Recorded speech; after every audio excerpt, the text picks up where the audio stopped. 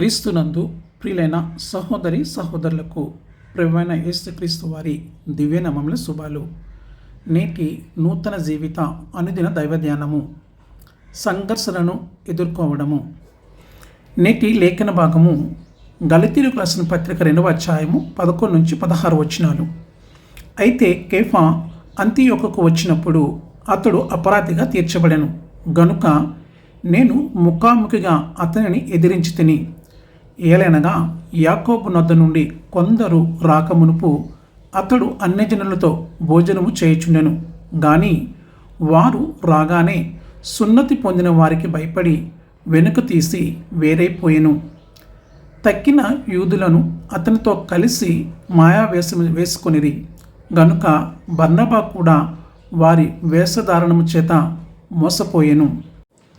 వారు సువార్త సత్యము చెప్పున క్రమముగా నడుచుకొనకపోవుట నేను చూచినప్పుడు అందరి ఎదుట కేఫాతో నేను చెప్పినదేమనగా, నీవు యూదుడవై ఉండియు యూదుల వలె కాక అన్యజనుల వలె ప్రవర్తించుచుండగా అన్యజనులు యూదుల వలె ప్రవర్తింపవలనని ఎందుకు బలవంతము చేయుచున్నావు? మనము జన్మము వలన యూదులమే గాని అన్యజనులలో చేరిన పాపులము కాము. మనుష్యుడు యేసుక్రీస్తునందలి విశ్వాసము వలన గాని ధర్మశాస్త్ర సంబంధమైన క్రియల మూలమున నీతిమంతుడుగా తీర్చబడడని ఎరిగి మనము ధర్మశాస్త్ర సంబంధమైన క్రియల మూలముగా గాక క్రీస్తునందలి విశ్వాసం వలననే నీతిమంతులమని తీర్చబడుటకై యేసుక్రీస్తునందు విశ్వాసం ఉంచి ఉన్నాము. ధర్మశాస్త్ర సంబంధ క్రియల మూలమున ఏ శరీరము నీతిమంతుడని తీర్చబడు గదా? దేశాల మధ్య, స్నేహితుల మధ్య మరియు కుటుంబాల మధ్య అనేక సంఘర్షణలను పరిశుద్ధమైన గ్రంథమైన బైబిల్లో నమోదు చేయబడ్డాయి. ఈ రోజుల్లో మనము అదే విషయాలను చూస్తున్నాము. పోరాడుతున్నప్పుడు ప్రజలు కఠినమైన అన్యాయమైన మాటలు మాట్లాడుతారు కూడా. వారు చేసే ఆరోపణలు తరచుగా గందరగోళాన్ని, మానసిక నొప్పిని కలిగిస్తాయి. అయితే అటువంటి దూకుడుకు మనము ప్రతిస్పందించే విధానము మనం విశ్వసించే దాన్ని బట్టి నిర్ణయించబడుతుంది. మనము బాధకు, ఆందోళనకు గురైనప్పుడు మనము 2 విషయాలను గుర్తు చేసుకోవాలి. మొదటిగా, మన బాధాకరమైన సమయాలను ప్రయోజనకరమైనదిగా మార్చే శక్తి ఒక్క దేవుడికే ఉంది. రెండవది, మనపై ఆశతో ఉన్న మన పరలోకపు తండ్రి ఎల్లప్పుడూ మన బాధలలో మన పక్షాన, మన ప్రక్కనే ఉంటాడు. మనము ఎటువంటి బాధను అనుభవిస్తున్నామో అతను అర్థం చేసుకుంటాడు మరియు ఆ బాధలో మనతో నడుస్తాడు.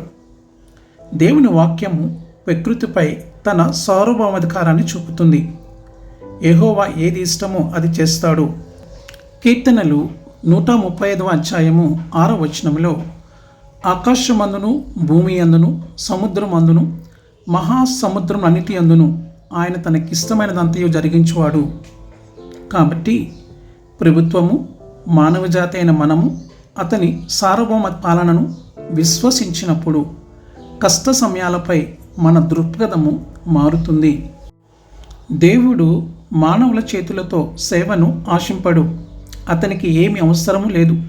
ఎందుకంటే అతనే ప్రజలందరికీ జీవితాన్ని, శ్వాసని ఇస్తాడు. అందుకే మనము అతని సార్వభౌమాధికారాన్ని, పాలనను విశ్వసించినప్పుడే మన కష్ట సమయాలలో మన దృక్పథము మారుతుంది. తద్వారా భయముతో, ఆగ్రహంతో ప్రతిస్పందించడానికి బదులు మనము ప్రార్థనలో ఆయన వైపుకు తిరుగుతాము. దేవుని సహాయాన్ని, మార్గదర్శకత్వం కోసం అడుగుతాము. ప్రపంచంలో సంఘర్షణ అనివార్యము. మనము చేసిన పని గందరగోళానికి మూలమైనప్పుడు మనము క్షమాపణ చెప్పాలి. ఇతరులు తప్పు చేస్తే మనం క్షమించాలి. క్రీస్తు రాయబారులుగా మనము స్పందించే విధానము చాలా ప్రాముఖ్యమైనది. ప్రయత్నంలో ఏకీభవించండి. పరలోకమందున్న మా తండ్రి, నా నుండి సేవను ఆశింపకుండా ఎల్లప్పుడూ నా బాధలలో నా ప్రక్కనే ఉన్నందుకు ధన్యవాదాలు. నేను బాధలో ఉన్నప్పుడు ఎలా స్పందించాలో చూపినందుకు ధన్యవాదాలు. నేను ఎల్లప్పుడూ నీ సార్వభౌమ అధికారాన్ని, నీ ప్రభుత్వాన్ని, నీ పాలనను గౌరవిస్తాను మరియు వాటినే కోరుకుంటాను. నా పని ద్వారా ఎవరైనా గందరగోళమైతే నేను తప్పకుండా వారికి యేసుక్రీస్తు వారి నామములో క్షమించమని అడుగుతాను. ఆమె